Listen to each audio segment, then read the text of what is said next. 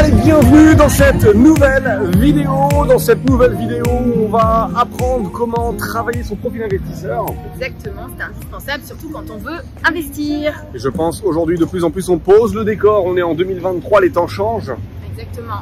Et aujourd'hui, on ne peut plus arriver en banque, on ne peut plus investir comme on le faisait il y a encore 1 an et demi, 2 ans, 3 ans. Beaucoup de choses ont changé. On parle de taux d'usure. On parle de taux d'intérêt qui monte, on parle de marché de l'immobilier qui augmente également. Donc il faut arriver avec un profil safe et rassurant. Exactement, et surtout avec un petit peu d'épargne de côté, ça c'est indispensable parce que de plus en plus, les banques ont aussi besoin d'être rassurées et le fait d'avoir de l'épargne montre que vous avez un profil gestionnaire. Même si vous ne mettez pas des sommes très importantes chaque mois, mais le fait de le faire montre que vous avez cette envie, en tout cas cette volonté de vouloir mettre de l'argent de côté. Alors c'est une question qui revient souvent. Beaucoup de personnes nous disent voilà, moi je gagne que 1500 euros, 2000 euros, je gagne que 2500 euros par mois et j'ai peur que le fait de mettre même que 100 euros, 150, 200 euros de côté, ce soit pas suffisant. Est-ce que tu peux nous en dire un petit peu plus sur le fait que la banque va regarder le montant d'épargne qui doit correspondre à la dette que l'on veut lever, mais le fait est que un pourcentage régulier qui dépend du salaire qui est mis de côté en épargne peut donner un profil, un comportement pour la banque. Exactement, encore une fois, c'est pas forcément le montant. Alors même si on va vous demander probablement, encore une fois, on ne généralise pas, mais de l'apport dans votre projet immobilier. Donc prenez le temps d'avoir ce souci de mettre tous les mois de côté, c'est indispensable. Même si vous n'avez pas des revenus très conséquents, le fait de mettre très régulièrement montrera que vous avez ce profil de gestionnaire, ce profil où vous avez envie de mettre de l'argent de côté. Et même pour vous, le fait d'avoir de l'argent de côté, ce sera rassurant pour votre avenir. Dans les projets, quels qu'ils soient. Alors, on a beaucoup de personnes aussi qui nous disent « Ouais, mais aussi aujourd'hui, j'ai réussi à mettre 10 000 de côté, 15 000, 20 000. Je voudrais commencer à investir, mais j'ai peur que cet argent soit plus de côté et que je le mette dans un projet immobilier et me fasse perdre de l'argent. » Est-ce que tu peux nous dire aujourd'hui si c'est une vraie perte d'argent, le fait d'injecter de la liquidité dans un prêt? J'ai un prêt de 200 000, j'ai 20 000, je veux les mettre à l'intérieur dans mon prêt. Est-ce que réellement je vais perdre de l'argent plutôt que si je les laisse sur un compte courant qui ne me rapporte rien? Non, forcément vous allez déjà investir sur un bien immobilier qui aura une valeur. Aujourd'hui, si vous le mettez ça sur un compte courant, déjà vous ne gagnez pas d'argent du tout. Vous en faites gagner par contre à la banque, ça il n'y a aucun problème là-dessus.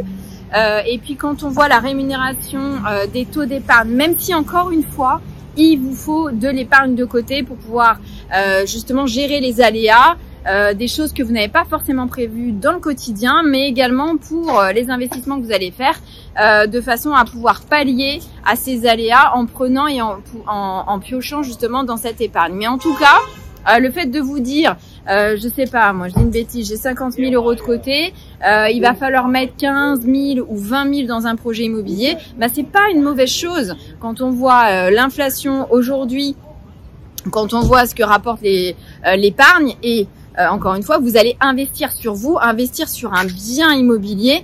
Donc, ce n'est pas une mauvaise chose puisque derrière ce bien-là vaut de l'argent, il va être valorisé.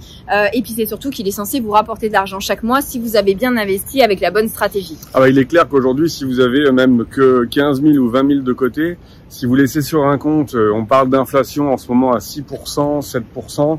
C'est des situations exceptionnelles. Mais prenons une inflation, par exemple, à 5%. Si vous laissez votre somme d'argent, vous avez perdu 5% à la fin de l'année. Si par contre, vos 10 000, 15 000 ou 20 000, vous les avez mis dans un projet immobilier avec une rentabilité à 9%, votre argent aura travaillé. Donc, on peut imaginer 9 moins 5, vous aurez gagné 4% sur votre argent par rapport au fait de l'avoir laissé sur votre compte en banque. Donc oui, ça a du bon aussi d'injecter. Et ce qui est important aussi, c'est que le fait d'injecter des liquidités, donc de l'épargne dans votre projet, va faire que vous allez demander moins d'argent en banque, vous allez donc moins rembourser chaque mois, et pourtant la rentrée locative est la même, et on va donc augmenter le cash flow. Exactement, donc c'est pas, encore une fois, c'est pas une mauvaise chose d'injecter. C'est vrai qu'on a eu des années florissantes où on pouvait obtenir des financements à 110%, clairement. Maintenant, la donne, elle change. Attention, chaque cas est différent, donc il y a potentiellement des personnes qui arrivent encore à pouvoir obtenir un financement à 110%, mais quand même, dans la majorité des cas, on va vous demander un apport, soit au moins des frais de garantie, des frais de dossier et potentiellement des frais de notaire, voire un petit peu plus. Ça va dépendre de la période à laquelle vous allez demander votre investissement et également la politique du moment de l'organisme bancaire que vous allez solliciter. Par contre, on est à Miami en ce moment, on est en train de se balader et on vous explique tout ça parce que ça fait 20 ans qu'on investit dans l'immobilier et ça fait 20 ans qu'aujourd'hui on est en train de capitaliser et on a des biens qui commencent à être finis d'être payés. Et forcément on passe un cap parce qu'au début c'est le cash flow, c'est la cerise sur le gâteau et après c'est la totalité des rentrées locatives. Et quand vous avez 2000 € de loyer et quand vous avez 1500 € de crédit et que le reste c'est le delta et que vous avez fini votre crédit, vous passez d'un delta de 500 à un delta de 2000. Donc bien sûr qu'après il y a les taxes à payer, taxes foncières, assurance PNO, les travaux, les impôts, mais en tout cas vous avez investi dans de la pierre, quelque chose qui vous rapporte de l'argent. Et qui potentiellement sera revalorisé en fonction du bien, en fonction de la localisation, etc. Sera revalorisé dans le temps. Exactement. Aussi. Et on vous dit ça parce qu'aujourd'hui on passe nos journées à Miami, on est en train de voir un petit peu ce qui se passe ici, on prend la température, on a 40 ans donc on continue à investir, on est dans ces années où on continue à miser, on continue à faire grandir le patrimoine et c'est aujourd'hui l'immobilier qui nous permet d'être là et entre ce matin, entre hier, entre avant-hier, avant-avant-hier quand on est arrivé et maintenant, on est plus riche juste en attendant parce que les locataires continuent de nous payer. Pour continuer sur cette vidéo, aujourd'hui il y a des courtiers qui proposent des financements à 110% sur 25 ans. On en connaît, on en a dans nos partenaires. Qu'est-ce que tu penses, toi, du 110% à 25 ans avec en contrepartie forcément des taux d'intérêt un petit peu plus hauts ou des frais de courtage un petit peu plus hauts?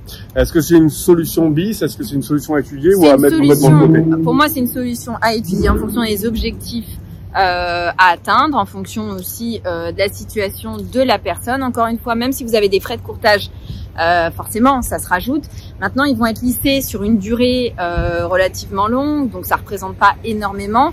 Et puis sur 25 ans, ça peut être aussi une belle opportunité si la personne est jeune. Alors en tout cas, ce qui est certain, c'est que pour toutes les personnes que l'on accompagne, puisqu'on fait de l'accompagnement en one-to-one, on aide les gens à investir. On a beaucoup de partenaires et on fait bénéficier notre réseau à ces personnes-là. Alors quand on dit le réseau, c'est notaire, avocat fiscaliste, et on sait ô combien que c'est très compliqué de trouver un bon avocat. Et pour le coup, le nôtre, franchement, il est juste topissime. Courtier, comptable, artisan également, conciergerie. Si vous aussi, vous voulez passer à l'action, vous voulez être en one-to-one, c'est-à-dire gagner de l'argent grâce à l'immobilier, on va vous mettre un petit lien juste en dessous. Vous cliquez dessus. Par contre, voilà, pour les personnes qui veulent être accompagnées, il faut que vous soyez finançable, sinon ça ne sert à rien, tout le monde perdrait du temps. Donc prenez le temps de mettre de l'argent de côté, donc suffisamment. Et bon, pour toutes ces personnes en tout cas qui font partie de l'accompagnement, on présente nos partenaires et c'est pour ça qu'on parlait du courtier, car on travaille avec un service de courtage qui propose ce genre de montage également sur des durées plus longues, sur du 110%. Ça existe encore aujourd'hui, 2023, on présente ce genre sur des banques partenaires qui jouent le jeu, sur lequel donc on a la possibilité de faire des montages assez sympas. Voilà, on espère que vous avez aimé cette petite vidéo. Si vous avez kiffé, avec quelques petits tips à l'intérieur, si vous avez kiffé, n'hésitez pas, pouce vers le haut, vous abonner à la chaîne si ce n'est pas déjà fait. Et on se retrouve très vite pour de prochaines vidéos. À très vite, ciao ciao.